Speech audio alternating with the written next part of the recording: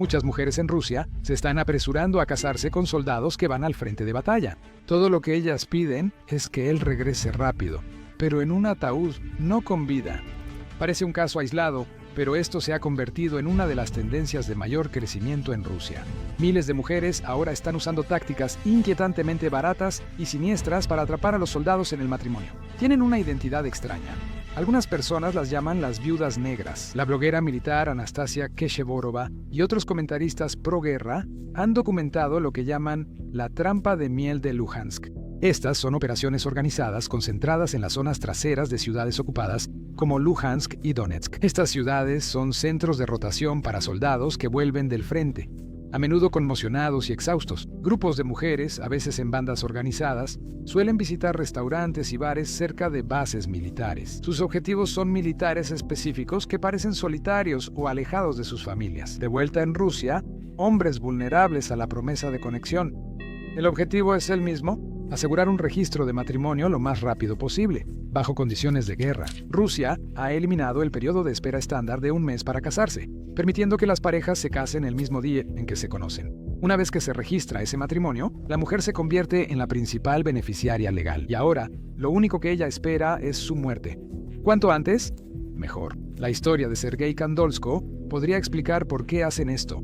Él era un hombre de 40 años de la región de Briansk. Se alistó en octubre de 2023 y justo después de eso, casi de inmediato, se casó con una mujer llamada Elena Sokolova. Al morir en combate, ella fue no por dolor, sino para cobrar lo que motivó su matrimonio. Pero todo se vino abajo cuando el tribunal descubrió que el matrimonio era totalmente falso. La familia de Sergei declaró que nunca conoció a la supuesta esposa. Estaban muy sorprendidos al saber que él se había casado. El juez anuló el matrimonio después de la muerte y multó a Sokolova con 3.000 rublos, unos $37. El plan de Elena fracasó porque solo unos días después del funeral de Sergei, Sokolova reclamó beneficios de viudez por al menos $20.000, una cantidad que podría haberle durado toda la vida en Rusia. Quizás te preguntes cómo estas mujeres saben qué hombres están al frente. ¿Será que usan un método barato pero sofisticado? Y quien lo está usando no es la mujer soltera, sino una red criminal organizada que conoce el secreto. En Khanty-Mansi, los investigadores hallaron una operación de viuda negra que no buscaba a cualquier soldado. Cazaban a hombres solteros con antecedentes o adicciones. Personas cuyas familias quizá no pelearían mucho por la compensación. Este grupo obtuvo al menos $160.000 en beneficios por fallecimientos de matrimonios fraudulentos. Antes de que las autoridades se dieran cuenta, de alguna manera sabían exactamente dónde encontrar a estos hombres. Cuando las autoridades investigaron, encontraron el secreto. La banda, de alguna manera, tenía acceso a bases de datos reales de la policía para identificar y seleccionar a sus víctimas. La estafa se ha vuelto común desde hace mucho tiempo y el gobierno lo sabe muy bien. Todos están molestos por estas tácticas, excepto quienes se enriquecen con ellas, y no me refiero a las mujeres. Desafortunadamente, el verdadero dinero se está haciendo del otro lado, tanto que el dinero que ganan estas mujeres empieza a parecer una miseria comparado con el de ellos. Ellos son los comandantes militares, pero ¿cómo es que los comandantes militares se benefician de algo que está destinado a las viudas? A veces, el mismo dinero que se les promete a estos soldados, las compensaciones por las que arriesgaron todo, nunca llega realmente a sus manos porque son robados por sus propios comandantes. Un militar compartió su historia con la British Broadcasting Corporation, describiendo cómo toda su unidad fue aislada del acceso a las tiendas y luego se les ordenó hacer algo casi impensable: entregar tarjetas bancarias y número de identificación personal a un sargento mayor. No fue una solicitud, sino una orden. Ese oficial supuestamente terminó teniendo en su poder 50 tarjetas de salario. Muchas de ellas pertenecían a soldados que ahora figuran como desaparecidos en combate. Hombres que ya no pueden alzar la voz ni exigir que les devuelvan su dinero. Según el soldado denunciante, el sargento mayor huyó con el dinero y las tarjetas, que supuestamente tenían hasta 2 millones de rublos cada una. Otro soldado, Nikita Kursa, decidió contraatacar. Él denunció a los 2 oficiales que le robaron directamente a la policía, y las autoridades realmente tomaron medidas. Oficiales acusados de robo y abuso de poder, generando un enfrentamiento enfermizo. Las familias requieren que declaren muertos a sus seres queridos para obtener la suma global y sobrevivir. Los comandantes requieren que el soldado siga vivo oficialmente para seguir cobrando su salario. Las viudas quedan atrapadas sin poder llorar ni pagar cuentas, obligadas a luchar legalmente contra una institución que se beneficia de su pérdida. La corrupción llega a la cima en 2024. El general de división Iván Popov recibió 5 años de prisión por robar 1.700 toneladas de metal destinadas a fortificaciones para sus tropas. Vendió las defensas de sus soldados para su propio beneficio. Si un general saquea los muros que salvan vidas, ¿por qué un comandante no robaría el sueldo de un soldado muerto? Eso fue mucho más humano que lo que hacen los otros comandantes por dinero. En Rusia, esposas y madres crearon grupos voluntarios para revisar canales ucranianos de Telegram, como código soviético 200 buscando cadáveres. Ellas revisan fotos de cadáveres buscando tatuajes u otras señales para identificar a sus seres queridos y obtener pruebas para la corte. Todo por un pecado. Los rusos lo llaman epidemia de búsqueda. La evidencia muestra que los comandantes están rechazando activamente los intercambios de cuerpos con Ucrania porque sin cuerpo no hay pago, y así el salario mensual sigue llegando. La negativa a devolver los cuerpos generó lo que los rusos llaman epidemia de búsqueda, aunque estos sí regresen. El laboratorio forense de Rostov del Don está tan saturado que los resultados de ácido desoxirribonucleico demoran meses. En julio de 2025, una investigación conjunta descubrió algo más oscuro. Comandantes reclasificaron a soldados desaparecidos como desertores. Un hombre desaparece durante el combate, probablemente muerto, y en vez de honrarlo, el ejército lo etiqueta como alguien que abandonó su puesto. Ese solo cambio de palabra, desertor en vez de baja, elimina toda compensación para la familia. Los investigadores encontraron que esto sucedía en al menos 25 unidades en 11 regiones diferentes. En 2024, unos 50.500 soldados rusos fueron oficialmente registrados como desertores y acusados de evadir el servicio militar, según inteligencia de fuentes abiertas Frontelligence Insight, citado por Histories. El conteo oficial de muertes de Rusia sigue estancado en una fantasía. La última vez que lo reconocieron fue en septiembre de 2022. Cerca de 6.000 soldados muertos. Ese número no se ha actualizado, aunque registros judiciales muestran que decenas de miles están desaparecidos o muertos. Presionado, el portavoz del Kremlin, Dmitry Nepeskov, afirmó que las bajas son secreto de Estado y nunca revelarán la verdad. La verdadera viuda negra no usa vestido de novia, sino uniforme, y ha consumido familias rusas desde el inicio de la guerra. El ejército y el gobierno estatal están robando a las familias de los soldados muertos. Natalia Kuzmina es madre de 10 hijos de la región de Tambov. Su esposo murió en la guerra. El gobierno había estado haciendo grandes promesas sobre el dinero del ataúd, beneficios sustanciales por fallecimiento para las familias. Pero cuando Kuzmina fue a cobrar, el Estado se negó a pagar. Se escudaron en tecnicismos burocráticos, excusas vagas sobre el estatus de la unidad de su esposo, sobre las circunstancias de su muerte. En vez de los millones prometidos, el gobierno regional le dio boletos al museo, descuentos en kinder y subsidios de servicios públicos. Piensa en eso. Al hacer pública su petición, la máquina de propaganda se activó. Comentaristas en línea la atacaron, dijeron que tenía muchos hijos, la llamaron codiciosa y la acusaron de aprovechar la guerra. Ahí ves el verdadero propósito de la narrativa de la viuda negra. Es una herramienta. El Estado la usa para desacreditar a cualquier viuda que pide lo que le corresponde. Retratan a las mujeres en duelo como oportunistas para justificar quedarse con el dinero. Esto no solo le está pasando a Kuzmina, está ocurriendo en toda Rusia y sigue el mismo patrón. Cada vez que un soldado va a Ucrania y deja de responder, su esposa o su madre contacta a la unidad militar. Reciben respuestas vagas y contradictorias, nada útil. Con el paso de los meses, ella acaba viajando sola a las morgues cercanas a Ucrania para intentar identificar cuerpos, ya que nadie la ayuda. Los familiares reales también quedan atrapados de 3 maneras. El ejército declara al soldado como desertor, lo que inmediatamente corta todos los beneficios, o lo registran como desaparecido, lo que deja a las familias en un limbo permanente. No pueden acceder a beneficios por fallecimiento, ya que no está confirmado su muerte y no pueden avanzar sin un cierre. O hacen que la familia pase por meses de procesos judiciales para que lo declaren legalmente muerto antes de liberar cualquier dinero. Y aquí está el asunto. Esto afecta más duro a las regiones más pobres, Tuva, Briatia, Dagestán. Estos lugares enviaron más soldados per cápita y perdieron más hombres en proporción a su población. Ahora sus familias también son bloqueadas por el sistema que los reclutó. En muchos casos, las autoridades militares no solo no ayudan, sino que activamente están trabajando en contra de estas familias. Hay un caso documentado por Histories, donde a una viuda le dijeron que su esposo abandonó voluntariamente su unidad. Aunque su cuerpo ya había sido recuperado y enterrado, los militares se negaron a cambiar su estatus incluso después de su muerte. Eso no es burocracia, eso es obstrucción deliberada. Desde febrero de 2022, investigadores independientes de British Broadcasting Corporation, Rusa y Mediazona han confirmado la muerte de más de 125,000 soldados rusos. Para agosto de 2025, inteligencia occidental estima más de 11 millones de bajas rusas entre heridos y muertos. En 2024, Rusia perdió unos 430,000 soldados entre muertos y heridos, más que en 2022 y 2023 juntos. En cuanto a los heridos, los analistas militares estiman que por cada soldado muerto hay de 3 a 4 más que resultan heridos. No hay una cifra precisa e independiente disponible sobre los prisioneros de guerra rusos. Según estimaciones occidentales, entre 80,000 y 1 millón de soldados rusos han sido heridos desde febrero de 2022.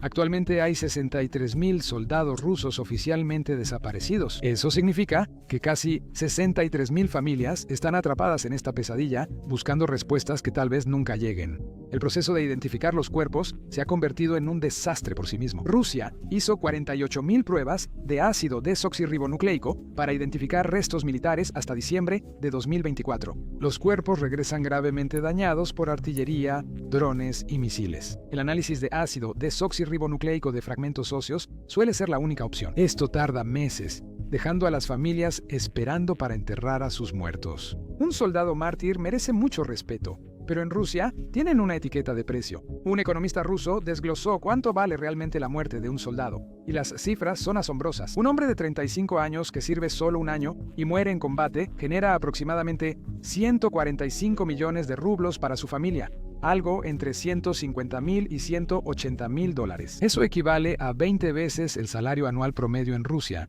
y supera lo que la mayoría de los hombres en las regiones más pobres ganarían. Trabajando como civiles hasta los 60 años, desglosaremos de dónde proviene este dinero, ya que no es solo un pago. El gobierno federal da 5 millones de rublos como compensación por fallecimiento, según un decreto de Putin de marzo de 2022. Luego están los suplementos regionales, que varían según la oblast y pueden sumar millones al total.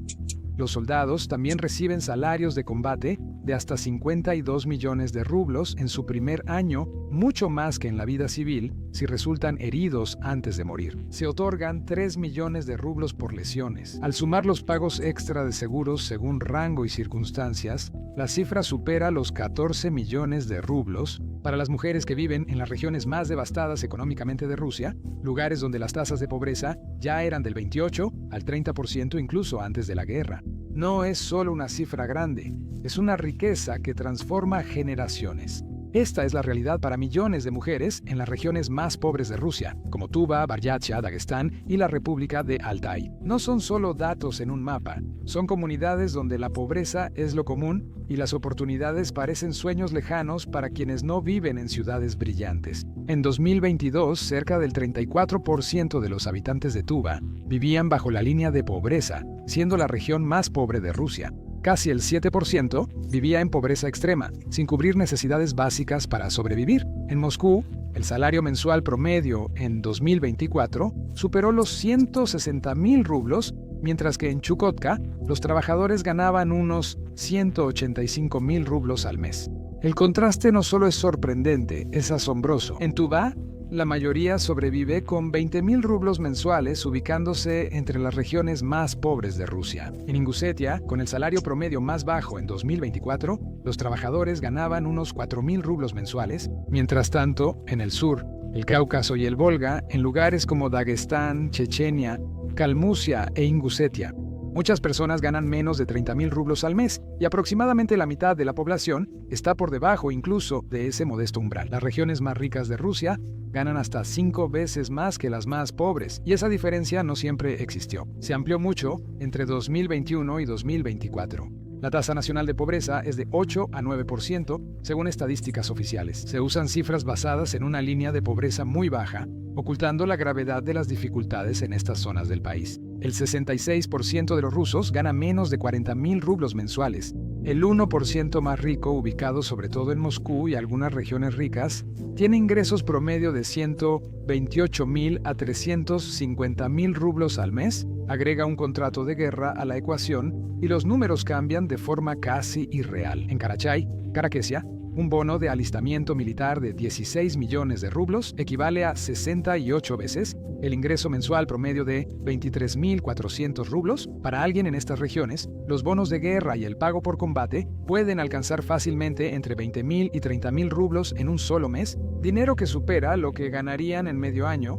En un año, los pagos pueden exceder los 5 millones de rublos, una suma casi incomprensible para familias que han contado cada rublo por generaciones. Datos del Banco Central de Rusia muestran que los depósitos bancarios en Tuvá aumentaron entre 45% y 53% de 2022 a 2023, mientras que en Magadán solo crecieron 3%. En Bariatia, los depósitos subieron 81% de enero de 2022 a noviembre de 2024. En lugares como la República de Tuvá o Boryatia, el salario mensual promedio es de 50.000 a 60.000 rublos. Ese pago por fallecimiento de 14 millones de rublos equivale a 30-40 años de ingresos promedio. La muerte de un soldado genera de inmediato un capital equivalente a toda una vida de trabajo. El aumento de muertes está cambiando las economías locales y elevando la inflación en vivienda y autos. El Kremlin diseñó este sistema para mantener el reclutamiento sin declarar otra movilización general, lo que sería políticamente riesgoso. Han monetizado la participación en la guerra a un grado extremo, creando una enorme disparidad entre lo que vale un hombre ruso vivo en una región deprimida y el valor que el Estado le asigna a su muerte. Y es ahí donde estas mujeres, a las que llaman las viudas negras, ven su oportunidad. Estas operaciones de viudas negras van desde oportunistas solitarias hasta redes criminales sofisticadas. El nivel de organización es escalofriante. En el nivel más simple, tienes a mujeres individuales usando plataformas de redes sociales, especialmente Big K, que es básicamente la versión rusa de Facebook. Grupos como Citas con Soldados se han vuelto terrenos de caza digital, donde hombres vulnerables y solitarios en el frente son objetivo de promesas de compañía. Esto es solo la entrada a un ecosistema más oscuro. De hecho, algunos esquemas implican una colusión directa con personal de reclutamiento militar, personas dentro del sistema que facilitan estos arreglos. Solo quienes son verdaderos seres queridos y merecen compensación resultan perjudicados. Después de que un soldado de Chunmin muriera en combate, su madre presentó acusaciones serias contra su viuda, alegando que todo el matrimonio había sido orquestado como una estafa. Los medios locales de Siberia lo cubrieron ampliamente y evidenciaron una dinámica dolorosa. Las familias biológicas deben pelear en la corte contra las llamadas viudas negras por beneficios de fallecimiento. Se volvió una batalla intergeneracional, donde madres y hermanos deben probar que su hijo o hermano fue manipulado para un matrimonio falso. La muerte del soldado es muy probable por el alto índice de bajas y las unidades de asalto. La viuda exige el pago total del Estado, excluyendo por completo a los padres o hijos previos del soldado. Estos estafadores aprovechan una debilidad en las leyes rusas que otorgan compensación automática a viudas sin verificación rigurosa. El sistema administrativo ha sido eficiente, otorgando beneficios incluso antes de que las familias sepan que su familiar murió o se casó con alguien desconocido. Antes del despliegue, estas operaciones ya no esperan la muerte del soldado. Los soldados rusos en zonas de combate rara vez tienen acceso a cajeros automáticos o aplicaciones bancarias, así que rutinariamente dejan sus tarjetas de salario con sus esposas o novias, o comparten sus credenciales de acceso para aplicaciones bancarias como Sberbank en línea. Las parejas depredadoras vacían estas cuentas cada mes. Hay reportes documentados de soldados en las líneas del frente que no pueden comprar suministros básicos como comida o chalecos antibalas, porque sus cuentas han sido vaciadas completamente por sus parejas, que están cómodamente en la retaguardia. Los están robando en tiempo real mientras arriesgan sus vidas. Quizás el fraude más sofisticado involucra lo que se llama la estrategia de la novia póstuma. Tras los cambios legislativos de 2024, Rusia aprobó leyes que permiten reconocer legalmente el matrimonio de hecho, es decir, acuerdos de unión libre. Si el soldado murió en la operación militar especial, la intención era noble, proteger a las mujeres que habían estado en relaciones genuinas y de largo plazo, pero que nunca formalizaron su matrimonio. Pero los estafadores han utilizado esta disposición como arma. Ahora, tras la muerte del soldado, las mujeres surgen armadas con testigos y pruebas falsas de convivencia, demandando ser reconocidas como esposas legales. Esto priva de la herencia a los padres del soldado o a esposas separadas, lo que genera intensas disputas legales. Por ese premio de 14 millones de rublos, el Estado ruso ha intentado regular este caos, aunque sus esfuerzos han sido limitados y mal dirigidos. En enero de 2024, se firmó la Ley Federal 40FZ, que endurece los requisitos para que extranjeros casados con ciudadanos rusos obtengan residencia. La ley estaba dirigida principalmente al control migratorio, dificultando que los ciudadanos no rusos, en particular los migrantes de Asia Central, usaran el matrimonio con un soldado como una doble vía, tanto para obtener la ciudadanía como para acceder a posibles beneficios por fallecimiento. Aquí está el problema. La mayoría de las operaciones de viuda negra involucran a ciudadanos rusos explotando a otros rusos. Estas medidas migratorias poco hacen para detener los matrimonios depredadores domésticos que impulsan este fenómeno. Los tribunales militares rusos se han visto inundados con oleadas sin precedentes de casos, y el patrón es imposible de ignorar. En 2022, estos tribunales solo atendieron decenas de casos, declarando soldados desaparecidos o muertos, trámites rutinarios en tiempos de paz. En 2024, esos tribunales se vieron saturados con más de 22.400 casos que exigían declaraciones oficiales de fallecimiento. Aquí es donde se complica. Estas solicitudes judiciales no son solo trámites, abren la puerta al fraude de viuda negra y se está propagando como un incendio forestal. En el momento en que un soldado es declarado oficialmente muerto, paquetes de compensación masivos empiezan a fluir hacia las familias, y es entonces cuando aparecen los depredadores. Y aquí está la prueba final de que esto no es teoría de conspiración, sino política oficial del gobierno. Ahora, en agosto de 2024, la Duma estatal rusa introdujo una legislación específica dirigida al fraude de viuda negra. Mientras el Kremlin señala a estas mujeres por estafar al Estado, el propio Estado está llevando a cabo un fraude tan masivo que hace que cualquier esquema individual parezca insignificante. Las verdaderas víctimas son las familias que Rusia dice honrar. Toda la estafa depende de un truco brutal. Para obtener la indemnización de 14 millones de rublos por fallecimiento, se requiere el cuerpo y el certificado de defunción. Cuando un soldado muere, el ejército no lo declara muerto, sino desaparecido en combate. Безвестный пропавший, en ruso, significa desaparecido sin dejar rastro, sin cuerpo, sin certificado, sin pago. Es un robo disfrazado. En 2024, los tribunales rusos recibieron más de 20.000 demandas de familias que buscan que el gobierno reconozca que sus esposos e hijos ya no están. Para mediados de 2025, la cifra alcanzó 50.000 casos. No son demandas frívolas de estafadores, son decenas de miles de familias a las que sistemáticamente se les niega lo que les corresponde, obligadas a contratar abogados y luchar contra el mismo sistema que envió a sus seres queridos a morir. Y una de las principales razones detrás de esta estafa es la pobreza. La pobreza en Rusia bajó del 11.3% en 2014 al 7.2% en 2024. Parece un avance, ¿no? Pero los economistas no celebraban.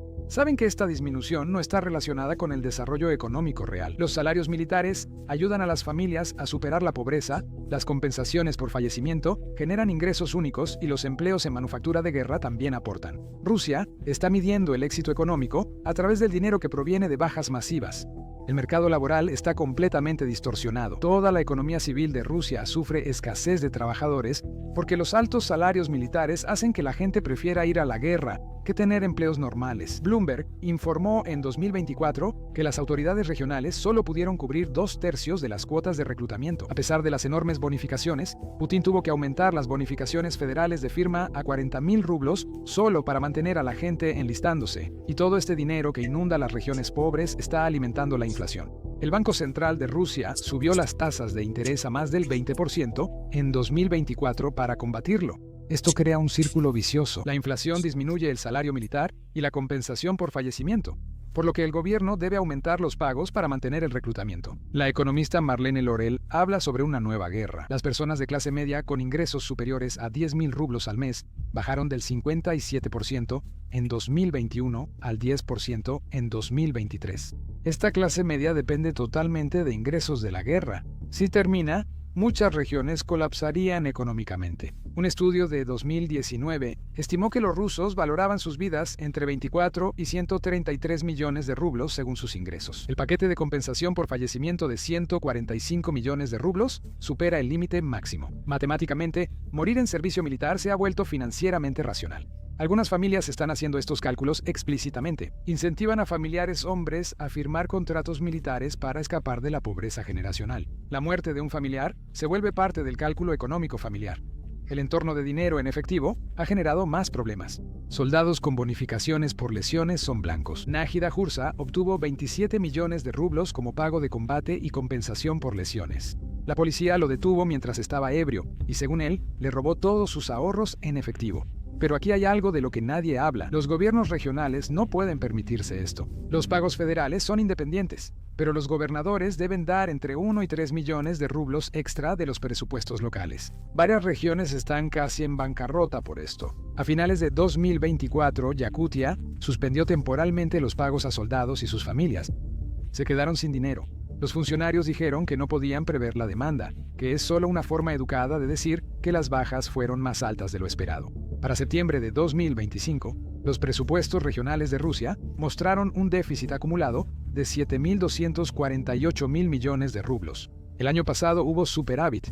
La crisis fiscal motiva a funcionarios regionales a negar o retrasar la certificación de defunciones. Cada muerte no confirmada oficialmente ahorra dinero al tesoro local. Por otro lado, los medios estatales rusos cubren los casos de viudas negras de manera muy selectiva. Los medios estatales rusos tienen una forma muy selectiva de cubrir los casos de viudas negras. Vale la pena entender cómo funciona la máquina de propaganda. Eligen los ejemplos más impactantes, la mujer que se casó con 5 soldados, los casos de fraude más descarados, y los amplifican por todas partes. El objetivo es provocar indignación pública y canalizarla en demandas de castigos y leyes más severas. Dale a la gente a alguien a quien odiar, a alguien a quien culpar, pero fíjate en lo que nunca mencionan. Los medios estatales no cuestionarán la bancarrota de los gobiernos regionales, ni investigarán la ausencia de 63.000 soldados. Definitivamente no cuestionarán si los enormes pagos por muertes en sí mismos crean estos incentivos desde el principio. Cualquier análisis sistémico que te haga cuestionar la guerra está fuera de los límites. Los medios progubernamentales lo ven como traición a los héroes. Destacan que el fraude es una falta de respeto hacia las esposas reales de los soldados, quienes apoyan dignamente a sus esposos. Buscan proteger la imagen heroica de la familia militar. Y algunos blogueros patrióticos van aún más allá. Algunos blogueros afirman que las viudas negras podrían en realidad ser agentes de inteligencia, extrayendo secretos militares de los soldados antes de su muerte. Ahora ya, no se trata solo de fraude, es sabotaje ucraniano, parte de la guerra de información contra Rusia. La estafa pasa a ser complot enemigo, y comentaristas conservadores lo ven como prueba de decadencia moral. Dicen que esto demuestra la degradación social por la influencia liberal occidental. Dicen que el problema no es la economía de guerra con incentivos perversos, sino los valores modernos que corrompen a las mujeres rusas tradicionales. A medida que aumenta la presión de las investigaciones y surgen más historias, la pregunta no es solo cuánto tiempo puede continuar el fraude, sino si el Estado puede sobrevivir. Consecuencias de construir maquinaria de guerra sobre los olvidados y muertos.